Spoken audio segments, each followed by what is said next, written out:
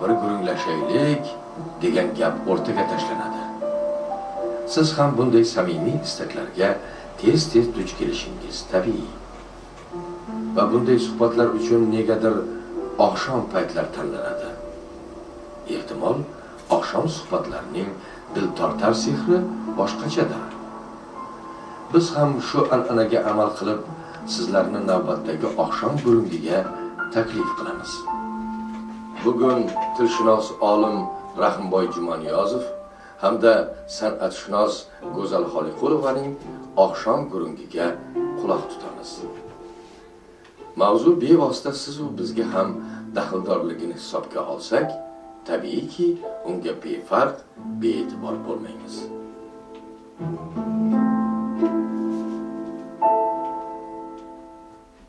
Qanday kasbda bo'lmaylik, so'z orqali, nutq orqali birovga fikrimizni yetkazamiz va fikr qabul qilamiz. Ana shu ma'noda so'zga, nutqqa e'tibor oliy darajada bo'ladi. Shundayki so'zdagi sehrni bilish uchun unga mehr qo'yish kerak. Yana bir aytishadiki, o'zingga qarab kutarlar, so'zingga qarab kuzatarlar.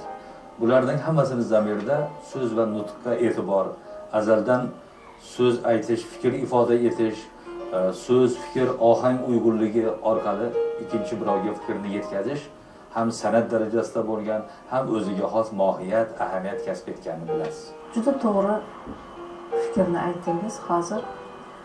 Adabiy til normalari qanchalik yaxshi o'zlashgan bo'lsa insonda, undagi nutq madaniyati ham shunchalik mukammal bo'lar ekan. Bu nutq madaniyati juda keng tushuncha ekanki, domla, qanchalik buni o'rganaman deb kirishgan odam nihoyatda o'zidagi mavjud kamchiliklarni seza boshlar ekan. Mana shu kamchiliklarni bartaraf qilishga urinar ekan va mana shu o'zimizni, o'zbek tilimizni nihoyatda go'zal til ekanligiga iqror bo'lib borar ekan.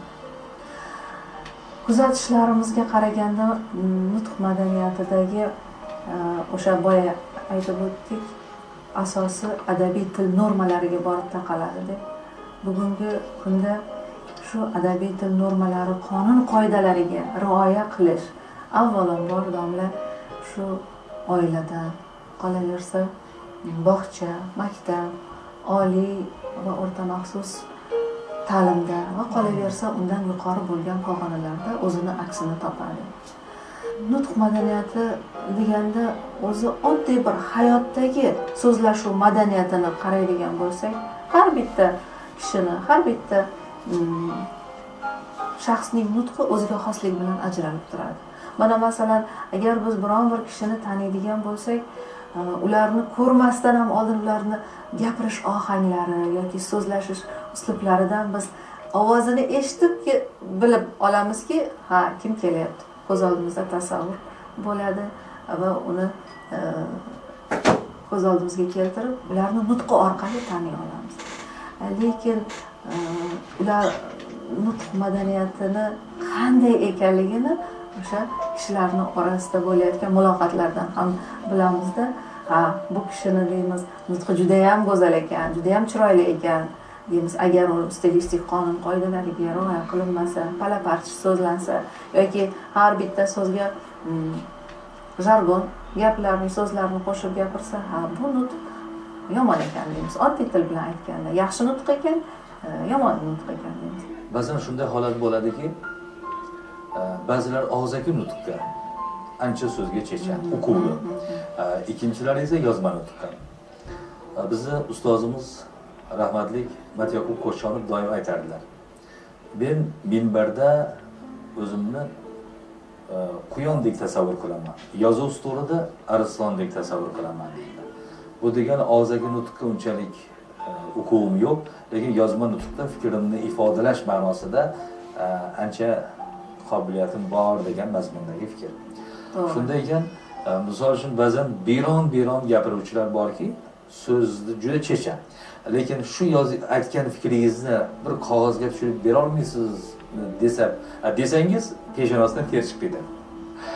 Shunga. Demak, mana shu og'zaki nutq, yozma nutq o'ziga xos jarayon, Lekin nutq madaniyati degan paytda demak hali ta'kidlab o'tganingizdek muosharat odobi, ya'ni muomala madaniyatining uzviy bir qismi ham. Chunki so'zni o'ziga ta'rif berilgan paytda so'z buzadi, so'z tuzadi. Olqish ham so'z bilan, qarg'ish ham so'z bilan. Obodlik ham so'zga xos, barbodlik ham, omonlik ham, yomonlik ham so'z bilan. Demak, so'z ana shunday ilohiy bir qudratga ega ekan, bunga befarq bo'lish kerak emas. Ba'zan ko'rib, eshitib turamiz. Mana nodavlat teleradio studiyalar bo'lsin, shularda DJ-larning, boshlovchilarning nutqida o'ziga xos bir shakl paydo bo'lgan. Bir shakl deyish mumkinmi? Men tushunmayman. Adabiy til me'yorlariga umuman rioya qilinmaydi. Go'yoki ular so'zlayotgan paytda tabiiylik darajasi bu degan mazmunda ko'cha tili ham, boshqa tilni ham o'zi bilganicha har xil so'zlarni qo'llaydiki, adabiy til me'yorida buni qo'llanish darajasi bor va uni ishlatilish ohangi bor. Shuning uchun ham so'zda ma'no bor, gapda mazmun bo'ladi. So'z va gapni ma'no mazmun deb uyg'unlashtirishni o'zi ham bir g'alati bo'lsa kerak.